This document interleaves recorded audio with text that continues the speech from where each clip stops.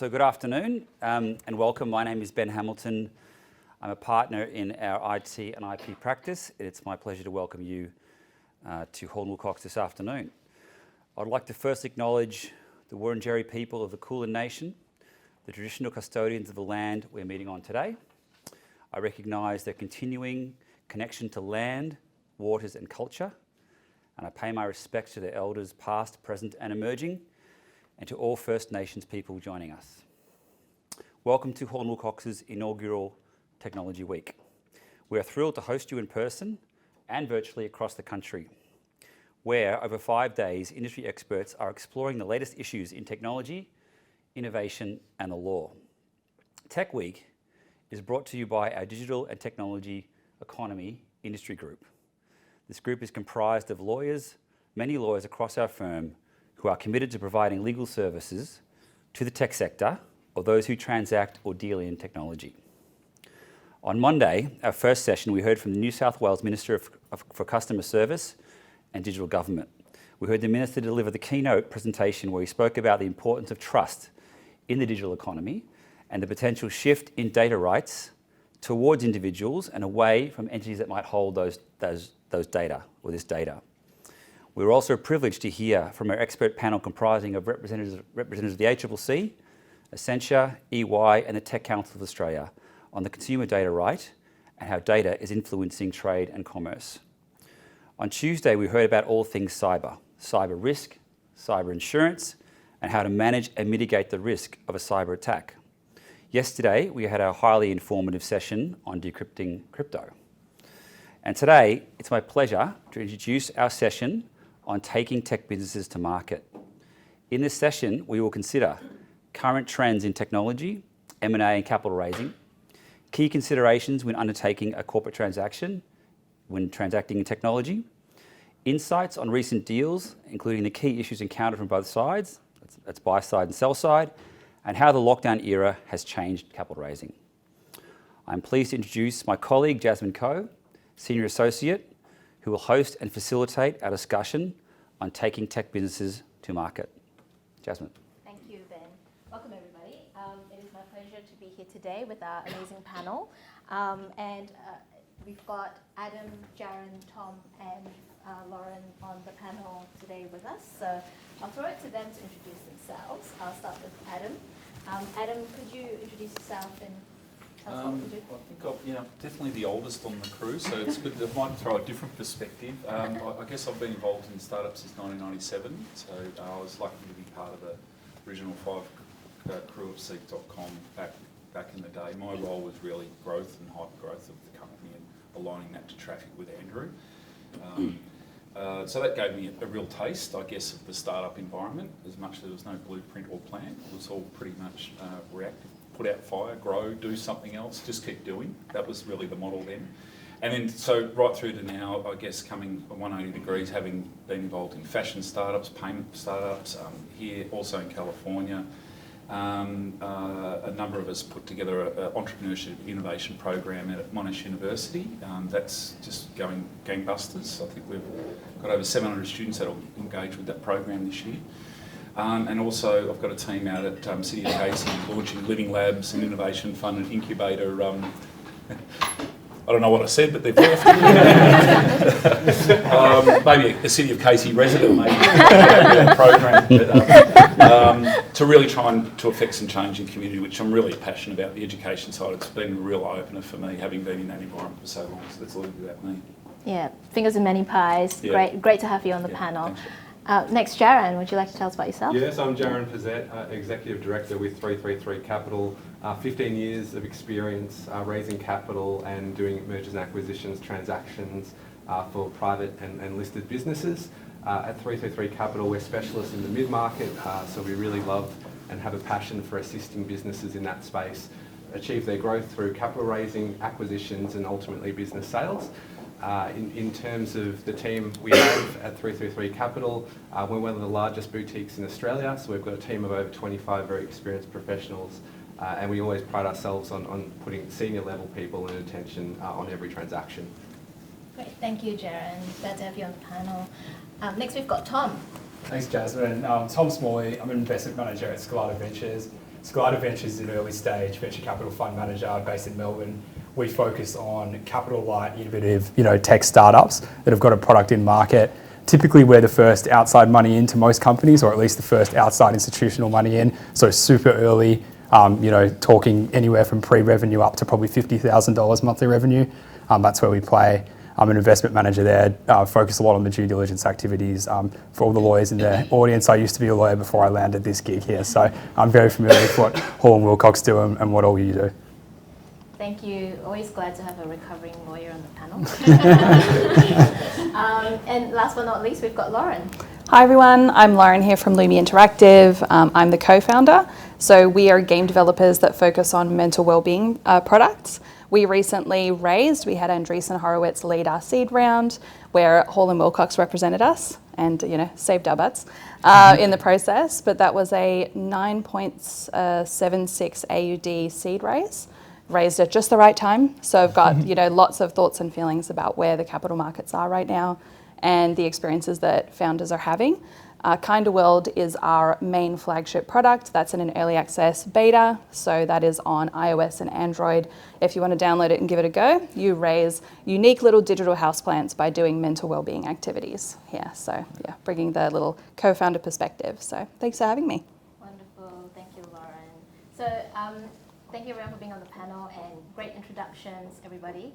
This session is about taking tech businesses to market. So I think it's quite evident that for the start of this, we need to talk about go-to-market strategies. So I know you just spoke, Lauren, but can you maybe talk to us about how Lumi approaches its go-to-market strategy? Totally. Yeah. So I think what's really important is to show that you have got some product market fit or that you're really aggressively pursuing that.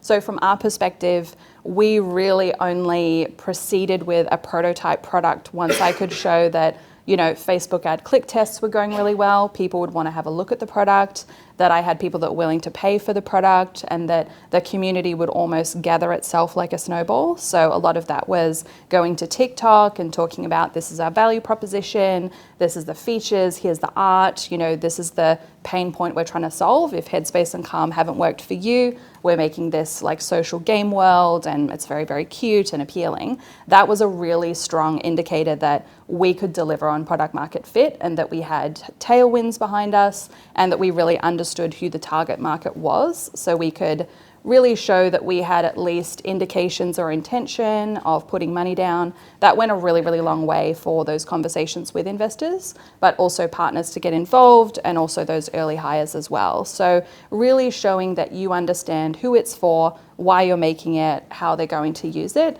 and that you can accurately gather those people together, and then you can also make them pay you as well. It's very important, yeah. Can't lose sight of the objective. Tom, is that what you see in Skalata as well? Like, is Lumi's approach quite common, or like, do you see interesting go-to-market strategies in your experience? Yeah, we definitely see some interesting stuff, but I have to say, we really, and Lauren, with the route that she's gone down, which by the way, Lauren's raised effectively from the most prominent and biggest venture capital firm in the world. So I just encourage everyone to go look up who Andreessen Horowitz are after this session. They have a podcast called A16Z, by the way, so very fun. Subscribe. It's on Spotify. So I guess from Lauren's angle, and particularly from Skalata's angle, our job is effectively to help the companies we invest in develop a go-to-market strategy that's venture scalable. So we really focus on a really specific subset of go-to-market strategies.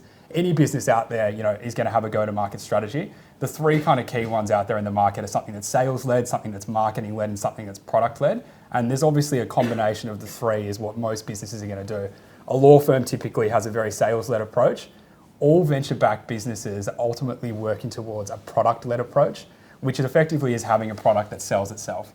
And I'm sure that that's something that Lauren has thought long and hard about, and it's something that we at Skalata work with the companies that we've invested in quite a bit on developing a strategy that can end up there. As context, Atlassian is super famous for coming up with a product-led strategy because they were selling their product, and it wasn't their own sales force that they had on payroll or their own marketing spend that was going out there and pushing this thing. It was their customers saying and going, hey, I've found something, you guys need to be using it. So that's the focus generally for us, is trying to work people towards that. Obviously, when you're in the early kind of stages of your business's existence, it's much more scrappy, and you've kind of got to do whatever you can to get those revenue numbers going up and get those customers on your books, because they're not important just for revenue, and Lauren would know this better than anyone. It's also important for the insights and all the testing that you can get with them to help you on that journey to get product market fit.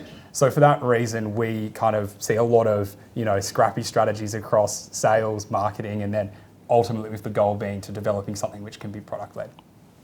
It's good. It's good to sort of get an understanding between like product-led and sales-led go-to-market strategies. Obviously, as lawyers, we often think about it from a sales-led perspective.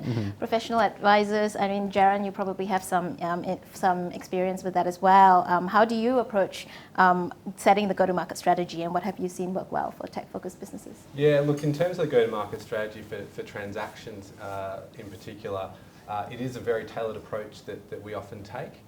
So we really want to get a firm understanding of what the business is looking to achieve, be it through a sale process, whether it's a full sale, partial sale, or capital raise, what the money is being used for in terms of the growth of the business. And then we'll work back towards, how then should we structure the process? Should it be a local process with buyers and investors? Should it be an international, global process?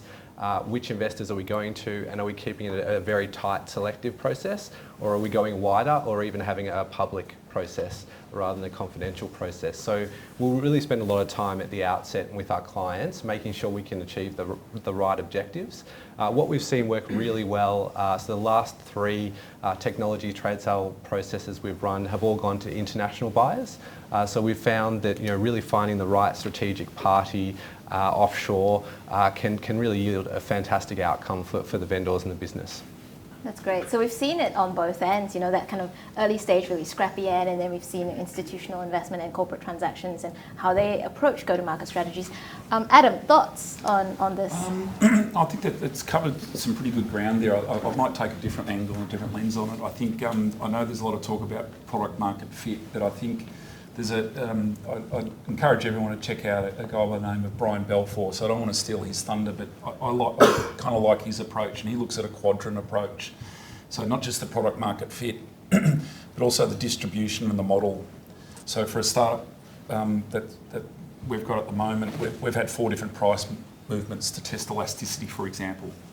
So we've seen activations going exactly the same, but revenues are trajecting a higher rate. So we're ratcheting monthly, annual pricing, and now we're looking at different sort of pricing models based on IP in different jurisdictions to see if there's different elasticity there as well. So you can get growth many ways, and I totally agree around the different sort of approaches, but don't forget about the model, your pricing, and how you're going to generate the money.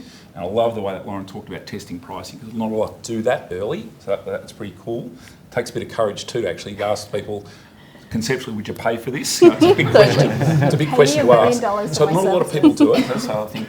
And the other thing I'd just say is be humble in the process, because what you're really doing is you're trying to do the least amount of work. Not that startups are lazy, actually, but you're trying to do the least amount of work to spend the least amount of money to learn the most, particularly early in that hustle stage. And I think if you've got those principles that culturally wash through, whatever framework you work with, some of those just some fundamentals that you keep coming back to that keep you centred at different times. So. Yeah, no, very, very interesting insights. And yes, startup founders they're all the startup founders that we've worked with are very hardworking, and it's difficult going to market. I think trying to get people to pay for your products is always a very difficult thing to do. Let's move on to capital raising and corporate transactions on the topic of money. So I'll start with Adam. You're a bit of a serial entrepreneur. Tell us about a significant deal, capital raising or otherwise, involving a tech businesses. Do you want a good one or a bad one? A couple of guys here might know about the bad ones. Okay, right. Maybe we start with the bad one and then we finish with the good one. I won't mention it. Look, and what I mean by a bad one, we got wrong alignment really, and we got some pretty heavy hitters, and we weren't really ready for it, to be honest. And that put sort of pressure on the way that we started to make strategic decisions.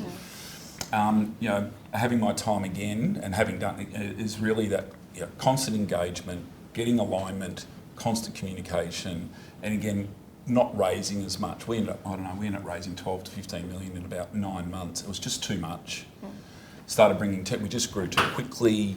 Couple of little variations in the Oz industry interpretations of the tax concessions threw some real spanners in the works as well. So it was a bit of this perfect storm. And then what happens is everyone's moving in different directions. So listen to what Tom's sort of saying, getting that alignment and support so critical. So again, I think the team could probably give more technical insights into capital raising, but if I had one learning for everyone is make sure that you've got alignment across your team, founder, investors, board, strategic advisory board, all those elements need to be aligned to make it a really great experience for all. Yeah, that's great. Tom, do you want to expand on this alignment, what you've seen in Skalata? Yeah, definitely. And I think, knowing the room, there's a lot of lawyers in the audience, is like you have alignment obviously formally and what's in the documents, but from a practical level, there's so much more alignment that happens outside of the documents that you need to get right. And having a clear understanding of what that is and what the expectations are for the business once that money's been pumped into it, what the goals are for the next 6, 12, 24 months, depending on how much runway you're going to get out of that raise or when you're expected to get to a position where you're cash flow positive, is super, super important. And I think for all tech founders out there, understanding in particular the expectations that come with taking venture money, particularly from bigger venture firms as well. I'm still something that Lauren thought really hard about is, this levels up some of the expectations in areas about what this business needs to end up looking like in a few years' time. And that's so important to understand those expectations from any investor before you're raising capital from them. Yeah, and speaking of alignment, I think it's really important as well to make sure that everyone's on the same page. Adam, you mentioned before that the panel can contribute a bit more technically. Jarron, would you like to tell us about more, some of the recent significant deals you've done in the tech sector as well? Yeah, absolutely. And just touching on that point as well, I think in terms of taking investment and capital raising, there's a lot of skills that the major firms can really assist with and bring to the fore. So in terms of any capability gaps, whether it be around growth, product, operational expertise, contacts globally and expansion globally, investors can bring those sort of skills to the table. So I think in terms of alignment, it's absolutely essential, and also leveraging strengths that are in the investor base is essential. I'll talk about a couple of transactions we've worked on recently from a business sale perspective. I'll mention one in the IT consulting space, and also another one we've done in the software space. So we acted for the founders of Ubi, which is a cloud cybersecurity and modern workplace consultancy. So that business has over 120 IT consultants, has offices in Australia and New Zealand, and a very strong blue chip client base, very strong federal government practice across defence, intelligence, and other major federal government departments, as well as critical infrastructure clients and corporations. So that was a business, given the breadth of their services, that had very wide appeal. So in terms of that business, there are a lot of really positive characteristics in place around that business, particularly around its long-standing client relationships, the nature of its highly contracted revenue, and also just purely around the defensiveness of the business, given many of their staff had to be security cleared to different levels, and that obviously provided a strong barrier to other competitors. So we marketed that business globally. So we ran a selective global trade sale process, and ultimately we sold that business to Fujitsu, so the 8th largest IT services firm in the world. And there were great synergies around, from both sides, around them joining the Fujitsu organisation. They'd also developed some really innovative cybersecurity products in their business that could be rolled out globally, and Fujitsu could really strengthen their federal government presence and expertise through that transaction. So that was a fantastic outcome for the vendors, and we achieved results that exceeded their expectations, and an excellent strategic fit from that perspective. I'll talk briefly about another software business we sold. So the software company was called ArborSafe, an example of, a company really targeting a very niche software space. So they do tree software. So they do tree asset management, compliance, and carbon reporting. And so their product is used by many of the major universities across Australia, many of the major private schools, as well as very large facility management companies like Goodman, and large resource companies like BHP. So they've developed a very innovative product in their market with, a very great position in a very niche market. I guess one of the challenges was really educating people about such a niche space. And it is a space that software, traditionally hasn't serviced. It's traditionally been a space where it's been very paper-centric and arborist-centric in terms of the actual products that are prevalent in that space. And that's really an example of, I guess, carving out a fantastic niche where software is actually delivering a whole range of benefits and insights for clients that weren't available in the past. And so that business, we again marketed the business globally to strategic buyers. That business we sold to Civica Group, so a very, very large global software company backed by Partners Group, which is a global private equity firm. And the thesis there was really around Civica having a great heritage in software products and providing those services to government and education, having great parallels with this company, but also the fact that Civica is global and this company hadn't taken the software product outside of Australia. So that represented a great opportunity to really expand and grow the market share of that company. Thank you. I think it underscores how important it is to get the right investors into your startup or your growth business as well, for an Australian software company to get that in with a global investor like that. Invaluable. And speaking of getting it in with a huge investor, Lauren, we touched on your Series Seed round. How was that experience like for you? What's Andreessen Horowitz like to deal with? There's so many things I could say. I could talk for an hour about it. But Andreessen Horowitz were really fantastic to deal with. They've got a game-specific fund. So because the founders had the interest in games, I didn't have to explain how do games make money and things like that, which sometimes I would have to do if I was pitching in the Australian context. So from our perspective, Andreessen were really, really great. They moved very, very fast. When they're a huge VC firm with a staff of 400, they're just like, what do you want? We've got it. We've got the person for that. So it's really, really easy to say yes to that.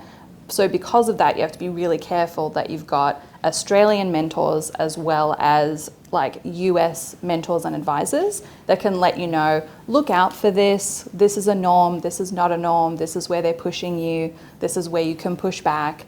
And so having them were very, very helpful, and being able to speak to Jasmine had 50,000 calls from us with Hall and Wilcox when we were going through the documentation, because we didn't flip up into being a US entity. We really wanted to stay as an Australian entity, but that meant that Andreessen had to understand a lot of things. They were trying to put clauses in that were like very Americanized. And it was really, really good to have the recommendation of just get on a call and almost like have a sideboard with your handlers at Andreessen to say, this is why you want those things in, this is the context, can they explain their context? And so almost having a little bit more of a project management approach to the transaction and to the paperwork, and just try and have as many opportunities to come together in the middle and have a discussion about what does that clause mean to you? Is this really important? Is this not really important? With Andreessen, they were so large that really for them, it's not a matter of how much money they put in, it's a matter of how much equity they get. So understanding what's important to them, to be like, you can negotiate less on the equity, but you can negotiate more on the money. It was really hard as an Australian founder to have almost the confidence or the bullishness to go to them and go for an American-sized seed round, because Australia was a lot less. But being a games industry company, we're very international. So we couldn't have almost an Australian perspective or size, no offense meant, for any of that sort of stuff. So just always having US advisors as well as Australian, knowing what means what to you and what to fight for. And then when you have got this really large seed raise, I would be a founder that would argue over a $100 invoice. Now it's like, let's argue over a $100,000 invoice, and just making that change is quite hard mentally and emotionally, to be like, prioritization is key, and how much can you delegate and how large should you make the team? And so we had people saying, look, go for a really large raise because we're probably going to have a recession happen. You're probably going to have to make the money last for more than 2 years instead of a year.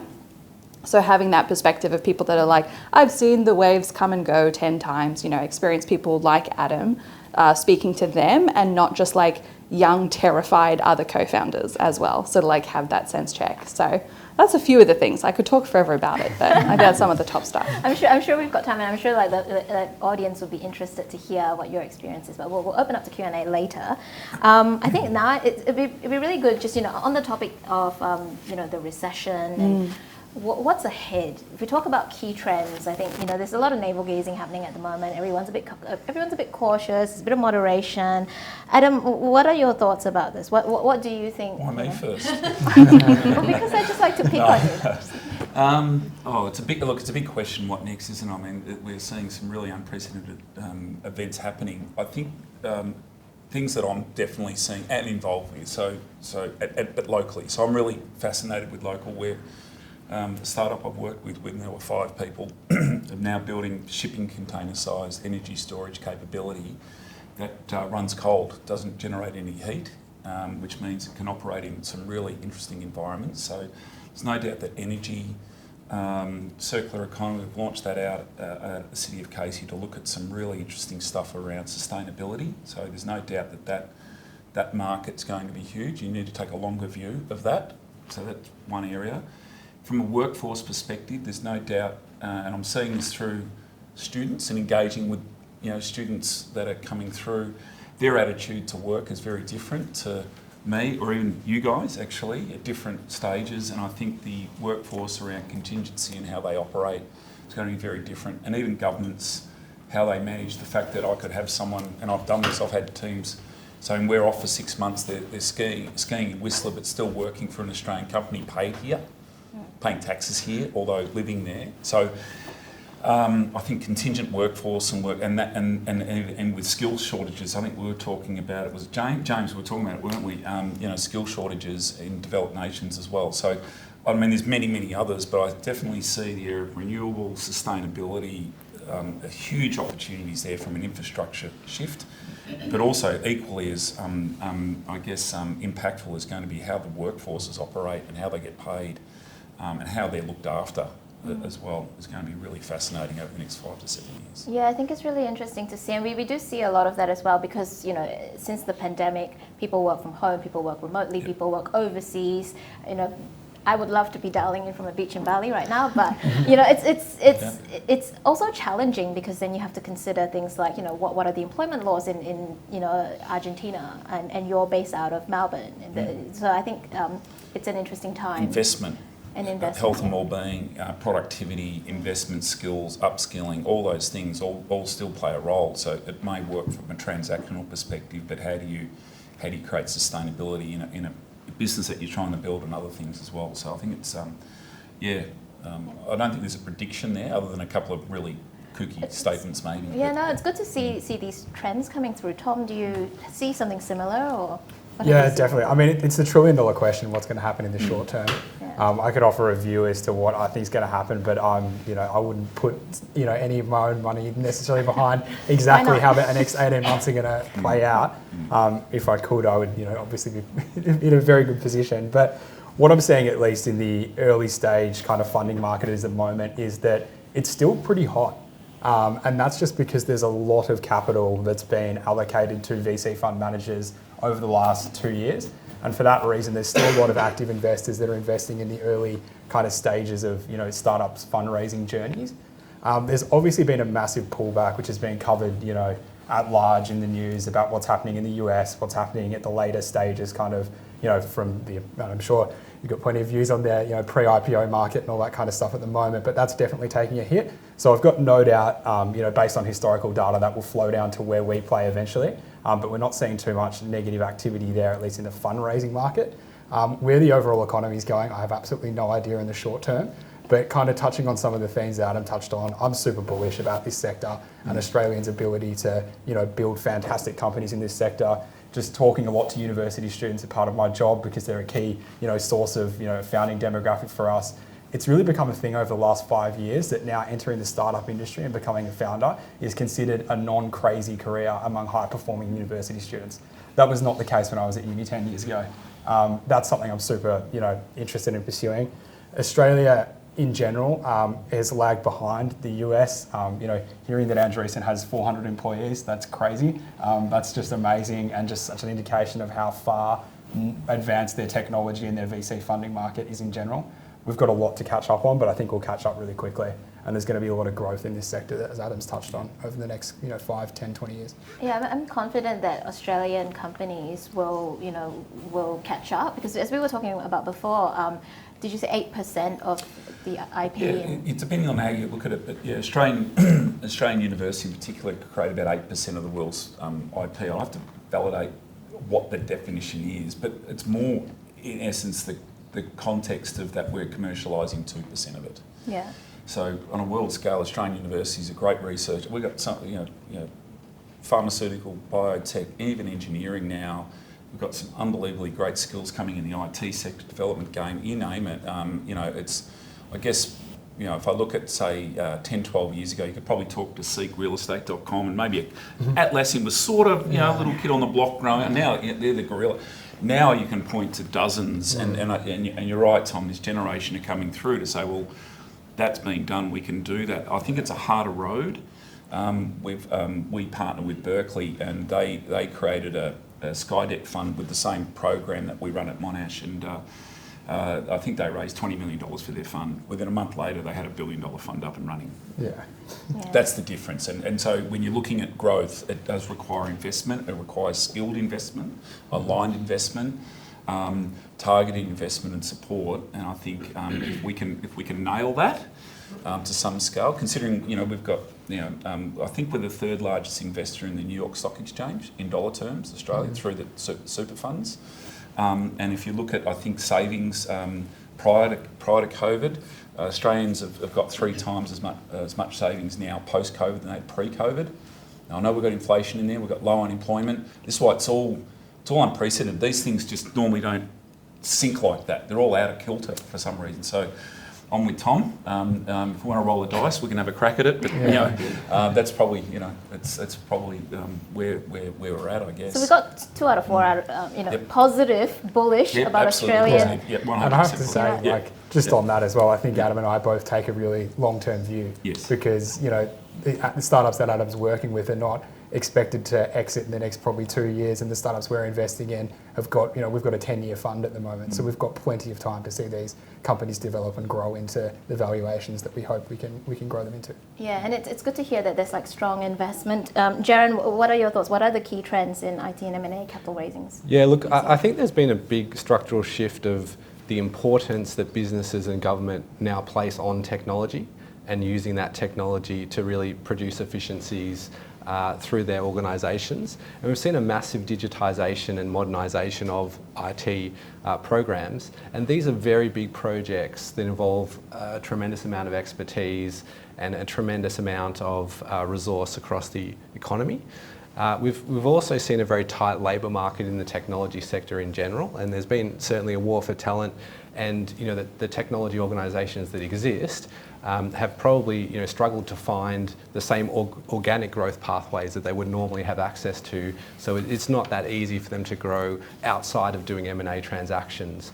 So really all those forces have really come together, and it's everything from cloud migration and adoption to modern working and making sure people can connect remotely and work seamlessly, through to protecting against the rise in cybersecurity threats. And it's really across the board. There's a whole range of different services really in very strong demand, particularly since COVID. And I think COVID did sort of accelerate some of that, but we're still seeing that in the market, and we're still seeing some really large growth rates. And so all those forces really are, I guess, putting the burden back on businesses in terms of looking at productivity, looking at introducing and modernising the technology they're using, and making sure it's absolutely secure. And a lot of that is actually seen through the consolidation that we've seen in the technology segment in general, where there have been so many transactions. So 2021 was the largest year of technology transactions among the past 10 years by almost a factor of 2 to 1. So there's been just a surge in terms of activity through M&A transactions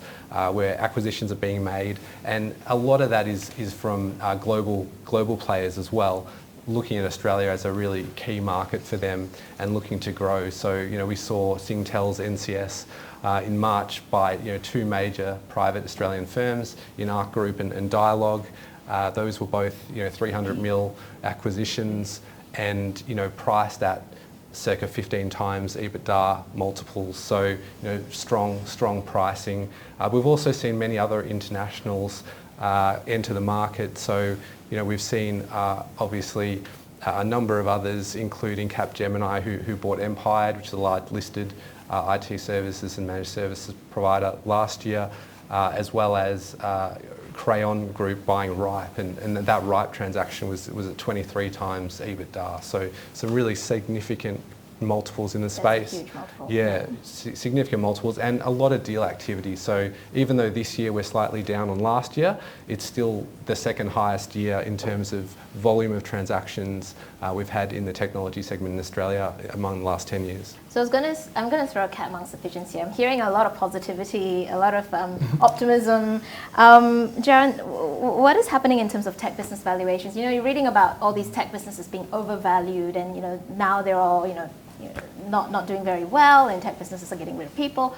Do you think that they have a realistic expectation of the value of their business? Yeah, look, valuations have been very topical because we've obviously seen some enormous results last year in terms of the multiples that businesses were trading on, that businesses were transacting on, and that businesses were raising capital. I think with the change in the interest rate environment, has happened fairly quickly, and valuations have adjusted this year to reflect the higher cost of capital. And so it is only natural we're seeing lower valuations this year from the hype of activity we saw last year. But that being said, in terms of valuations, it really depends more on the performance of the business itself than any other factor. So, in terms of, I guess, are people's expectations reasonable? What I would say is really focus on how your business is performing, focus on the key metrics around it. That's going to have the most significant impact on its valuation other than anyone else, other than any other factors. And speak to a corporate advisor to understand what your expectations are, what they believe a fair value range for your business might be, and they can guide you around where multiples have been and what the longer term picture is like. But from a long term perspective, we're still at fairly reasonable valuation levels now, even after we've sort of come back from last year. Yeah, no, that's good to hear. Lauren, do you have any thoughts on valuation, especially for gaming companies? It's quite, there are many gaming companies mushrooming around, and there's a lot of support as well from the government for gaming companies. And what are your thoughts on? Yeah, it's an interesting thing because I had a call this morning with another founder that is also in the mobile game space. He doesn't have the mental well-being element. A lot of his is lifestyle and entertainment, a bit more traditional gaming. And he's been trying to raise his Series A, and he's really had to cut it from a raise that might go between 10 to 15 mil USD, and he's had to revise it right down to maybe 5 to 8 for the Series A, which for me is I'm worried about him and that situation where I think some VCs are well, markets are down, so now I really want to bargain. So you do have to be careful about bargain hunting with VCs, and that sort of being the season, at least for another quarter or two, it can be really hard. If you can tie what you're pitching to be this is something that the world needs, this is something people need, this is something people want right now, I think it would be harder if you're pre-revenue or if you're at a concept phase. Australians are also really traditionally bad at pitching that because compared to Americans that can be very slick on the big vision, Australians can be quite understated and very practical, which is totally a skill at the Series A plus point, but it can be really hard for the early pre-seed or seed. I think there's a really big opportunity for Australians to back other Australians really early and then help us, mature, get better at pitching, build a bridge to the US or build a bridge to other areas. So I would see that as a really big opportunity for the Australian VC space. Because a lot of VCs will be I'm the one that knows capital markets and you're being ridiculous, but actually, they've got a reason to be saying that. So you got to keep your wits about you. It's a bit of a funny space out there right now. Yeah, and it's really interesting hearing your experience as well with venture capital and venture founders. I mean, we're seeing a bit of caution as well. In the early days, startups loved getting capital from VCs. They're I've got capital from a VC. This is amazing. Of late, there's a little bit more of, the approach is a bit more measured. Some people are concerned about, I suppose, some predatory behavior from VCs. Not saying Skalata is anywhere near that. But, do you have comments on that, Tom? Yeah, and I think it goes back to some of the expectation setting stuff that we spoke about earlier, Yeah. is that when you choose to take capital from an investor like a venture capital fund, there's a certain set of expectations that come with that. And those expectations aren't for every business and they're not for every founder. And that, you know, people throw around the term lifestyle business in VC in almost like a pejorative way to say that that's like the bad way to do things and that you should always take external funding and that like it's silly to just back something yourself, put your own money in, maybe bring in a family office or some angels to take it a little bit, you know, further, quicker forward than you otherwise would. I think that there's a real strong case to say that a lot of technology businesses aren't ready for VC or should never go down the VC path. And I think when those expectations are not aligned, that's when a lot of the issues come up in terms of, you know, VCs being perceived to have engaged in some predatory behaviour, or, you know, whether they have or actually, that's one of the key kind of contextual backgrounds, you know, factors that sit behind it. Just making sure that you've got the right expectations as well. Yeah. Adam, any thoughts on?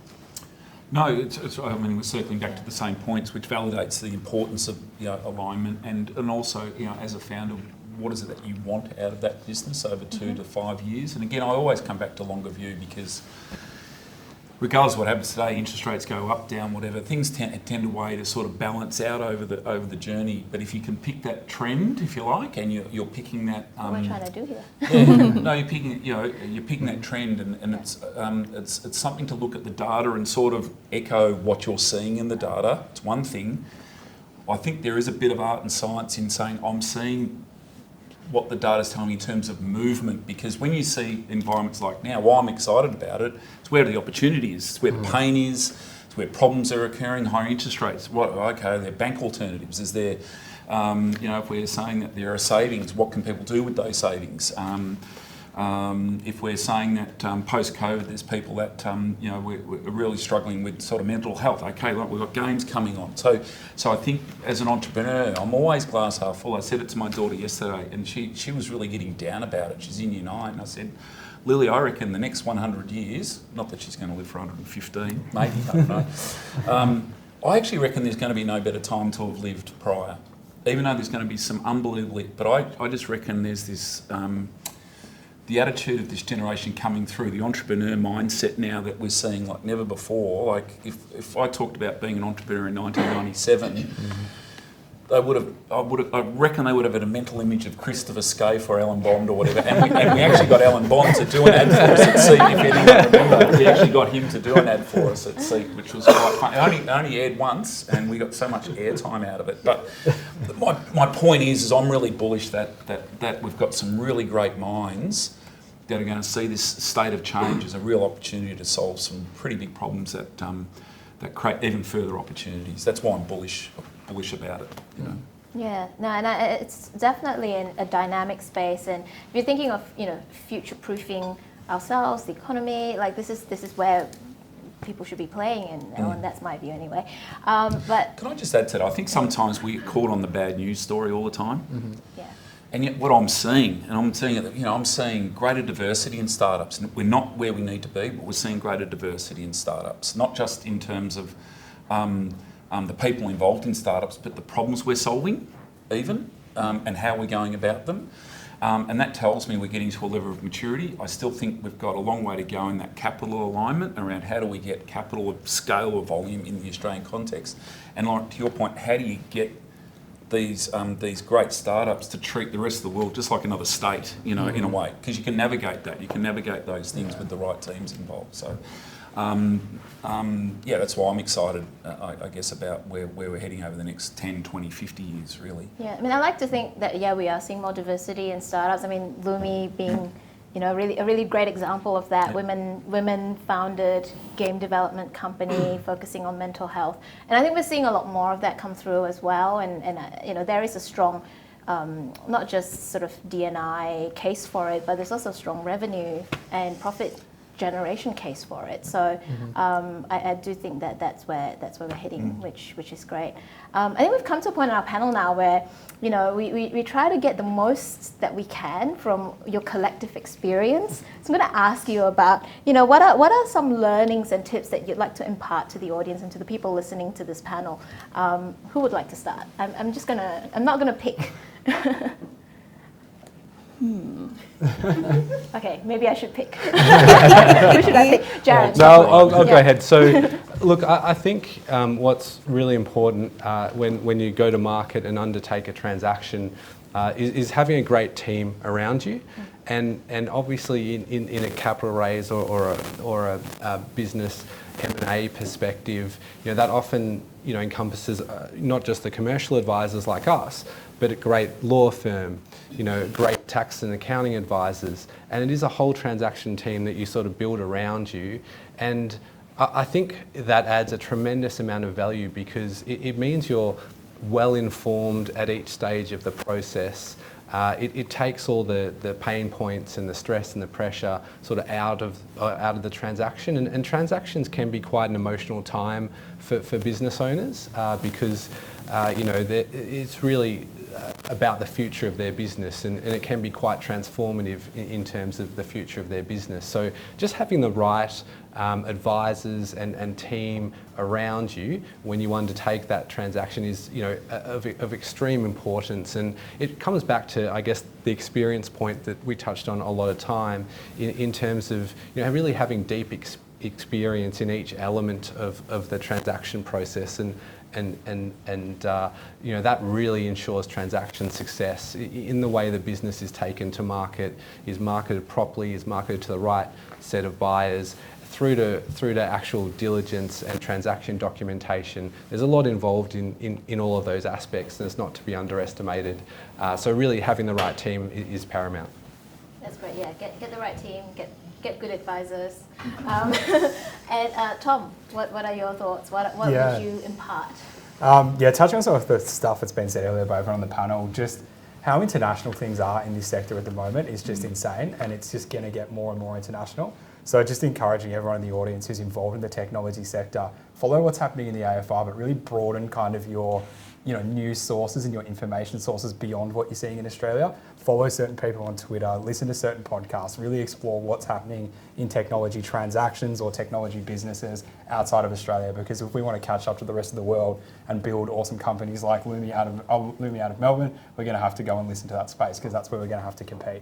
And I think that's one thing I'd encourage everyone here to do. Yeah, I think it's really important to have a global mindset for sure.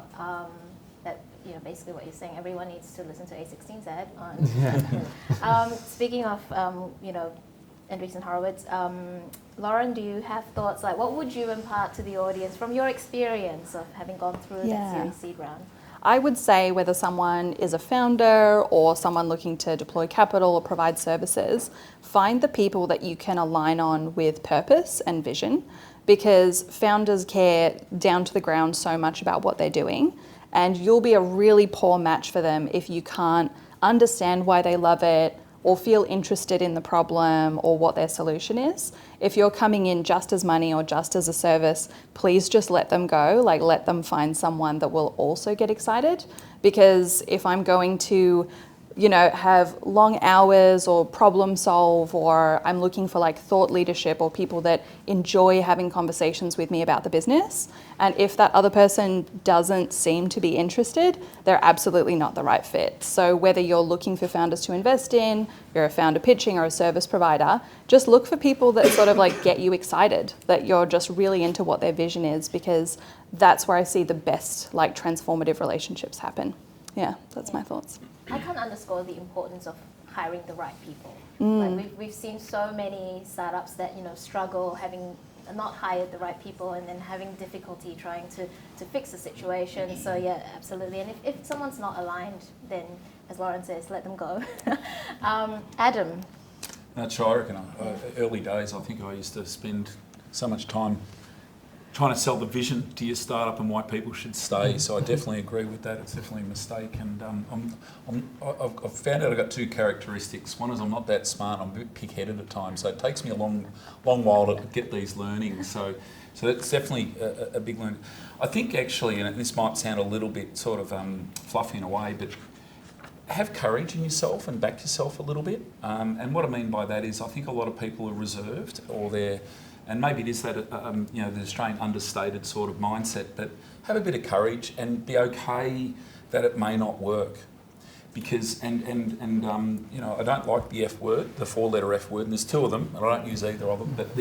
But if you can take the learning into your next venture, And I've got to find the research around this, but I have heard that, you know, the most successful startups are generally those later, people that are in their late 30s, 40, because they've had a couple of really interesting experiences. And it's that, you know, if it's riding that bike and you're falling off the bike, you remember, you don't remember the pedaling, you remember why you fell, because it was painful. So I think just having that courage, that's a high chance of that happening. If it's happening, it's okay. Get the right people around you to make sure that you're mentally okay with it. We see a lot of issues around founders that have real challenges around that post I guess, an unsuccessful attempt. So, you know, that'd be a sort of a, I know it's a broad statement, I guess, but have that courage to have a go at it and be resilient if it doesn't work. Anyone out. in the audience in their 30s and 40s? Now's a good time to start your startup. Tom will take a call. We've got all the experience here. All right, so thank you very much for all your advice. I would like to open this now to the audience. Does anyone have any questions? Raise your hand. Jacob will come around with a roving mic. Maybe.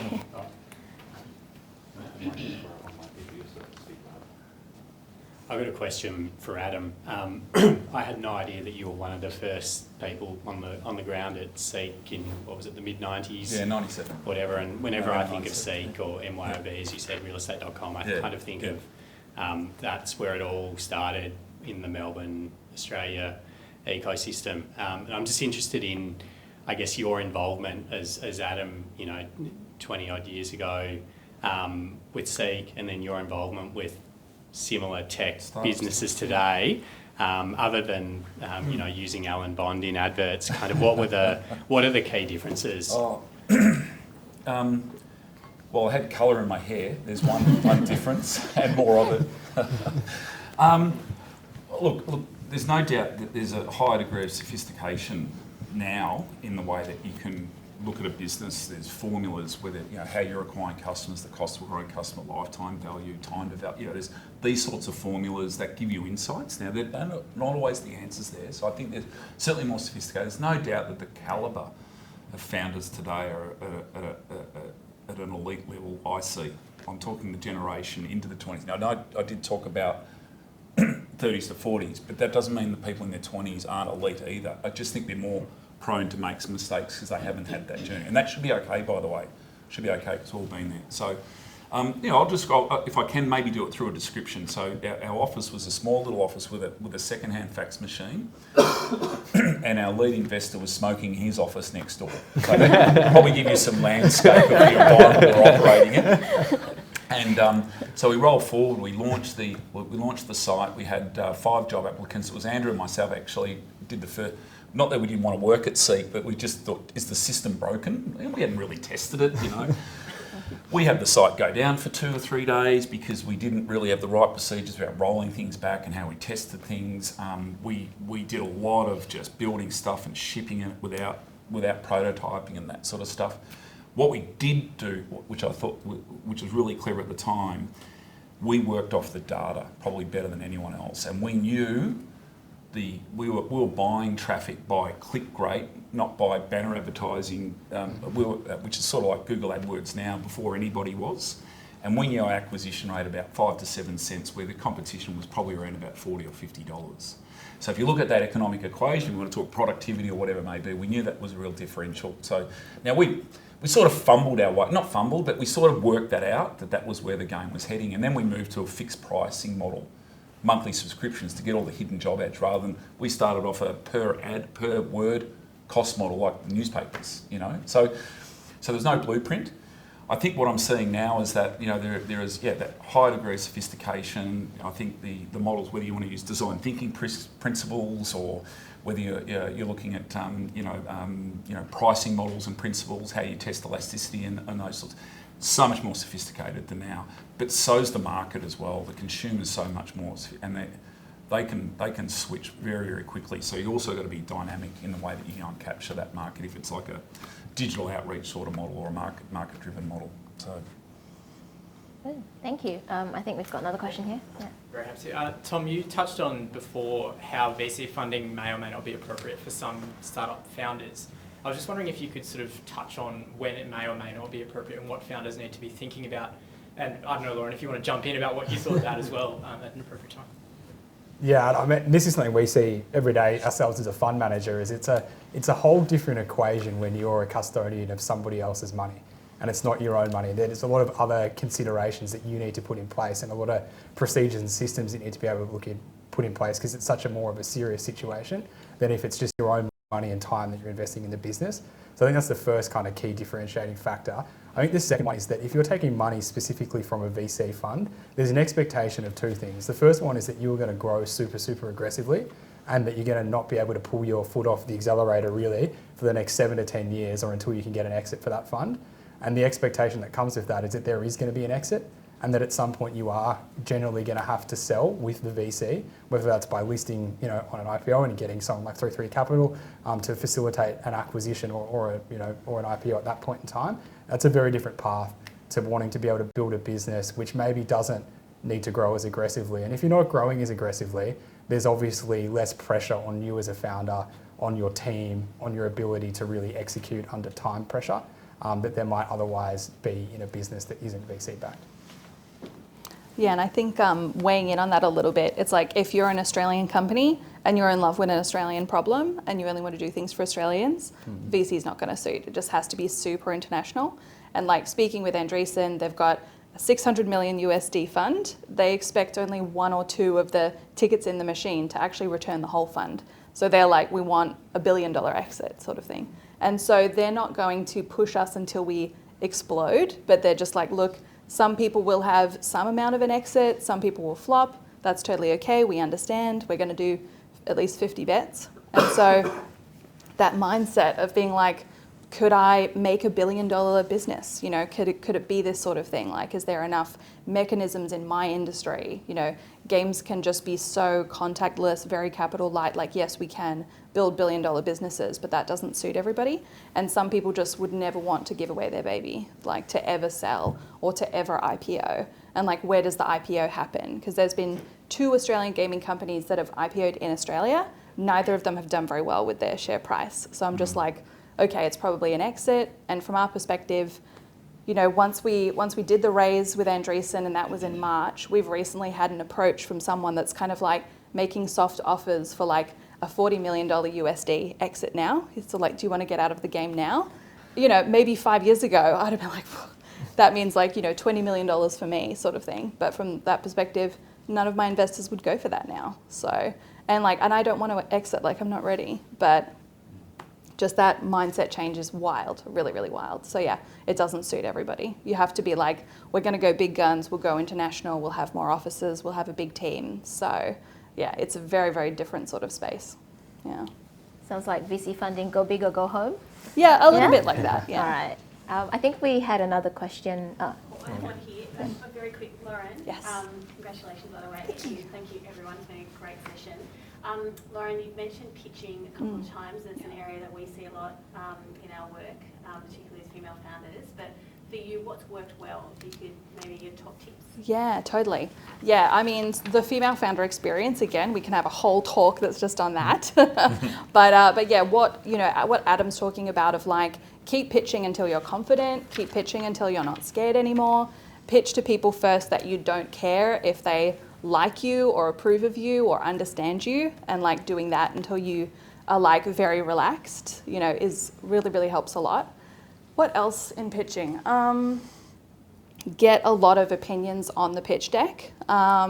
Get really good at not reciting things, but just being like, I'm just here to sort of tell my story and pitch through things. Being able to be comfortable enough that you can still show your excitement, because a lot of the time you're just like terrified. So pitch until you're not terrified anymore. A lot of that helps a lot. And so a lot of feedback on the pitch deck. Get really humble about things. It can be really hard to separate yourself from your business when you are a co-founder. So someone not liking my pitch deck means not liking me, or like my decisions or my taste and things like that.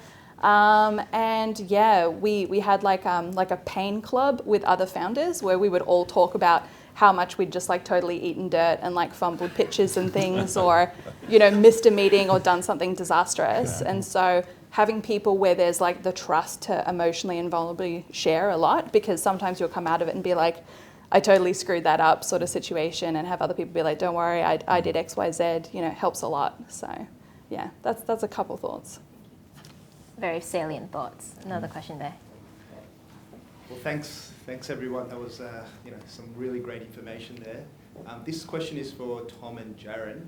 In terms of the DD process, what do firms do in terms of looking at the actual tech itself and the tech debt? I know a lot of it is hung together by sticky tape and staples and so forth, and they're looking to scale. Understand that you're looking at the founders, the agreements, and everything else. But what do you do in terms of the tech component? Do you want to start? Yeah, I'll start. I think the key thing between Jarron and I is we're probably operating at very different ends of the market. So my answer to ours is very light on. We do look into the tech stack. We get external consultants who will come in and sit down with the CTO or the tech lead for the particular company and look into it. But at the same time, we understand that the product's going to be pretty scrappy at the point where we're investing, and the key idea at this point is not to build the product as it's going to be in 5 years' time when you're doing $50, $100 million revenue selling it. It's an MVP to prove and validate that the market's there, that you've got some green shoots of product market fit, and that once we've got that, that's when the funding can start coming in to build and to fund that better build. Yeah, and so in terms of what we see in the DD phase, it really depends on what the company is and how important the tech and what's there is, as well as the plan with the tech, whether it's to leave it as is or develop it further, whether it's to make it SaaS or other things. But to answer the question specifically, we do see the tech will generally have a focus if it's important in the business. So they'll, the IP around the tech and the tech itself. Sometimes that can get extremely detailed, where they'll appoint specific software advisors and go right down to the code level. So it can be quite a deep dive. In other areas, they won't go quite that deep. They'll just ensure that it sort of fits the brief in terms of what it needs to deliver, that it works, and that it's delivering on what's commercially needed in the business. And if I can just add one more comment to that as well, it's just really focused on what the acquirer or the purchaser of the shares is really wanting out of that business. And I think 100% on what Jared said is that we predominantly invest in software businesses and marketplace businesses. So therefore, the level of technical sophistication is not the same as other investors out there in the market who might be investing in patented piece of hardware technology. In which case, you can expect to have a pretty full-blown blowtorch review put to that by some pretty sophisticated individuals, probably coming out of a university like Monash or otherwise. Yeah. All right, I think we've got one online question in the back of the room. So, question is, New Zealand has a private space industry. Can Australia grow a domestic space or satellite industry, or should we stick to existing strengths such as biotech, mining, agriculture? I feel like this is an Adam question. Can you ask it again? Yeah. New Zealand has a private space industry. Can Australia grow a domestic space or satellite industry, or should we stick to our existing strengths? Oh, yeah. Any Why do I rocket get these ones? No, I think there's anyone probably. in the panel can answer. I think there's probably a yes to all of that. And I think the reason I say that, if we have a look at the research in biotech, pharma, Monash is now the leading university in some of those sectors, even ahead of Johns Hopkins, for example. Melbourne's also amazing.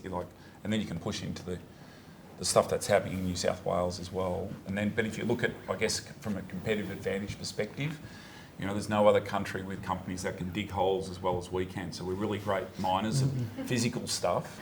So that's what I'm saying. I think there's for a population of 23, 25 million across it. If you look at the academic sector from research, we're weak in the commercialisation of that. We can do better there, definitely. And then if you look at even our financial services markets, our 4 big banks. I know there's an oligopoly there, but there's some of the largest banks in the world. You look at our superannuation funds.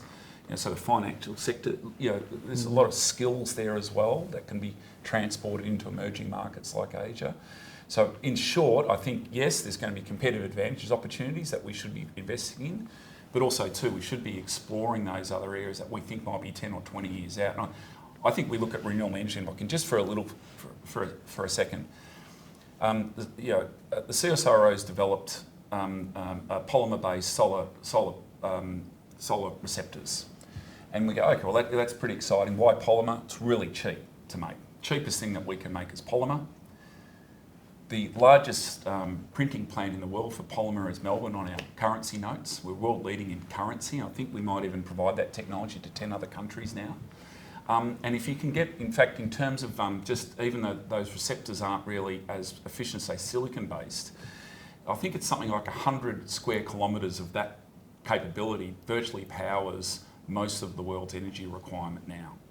So then you say, well, where is, and if you look on a global map of solar energy, there's bits in North Africa, Israel, Middle East, there's bits in sort of America and Siberia, funny enough, and then there's Australia, just jumps off the map. So again, I look at, we have research, we have manufacturing capability, and we have some natural competitive advantage. So, and I only use that as an example to say, well, maybe there's a mixture of all of that for where we head. All right. I think we're 5 minutes over time. So thank you everyone for your insight and for your expertise. Thank you audience for your questions. Thank you everyone. And yeah, if you've got questions for our panelists, I'm sure we'll hang around a bit after as well. So yes, thank you very much for your time.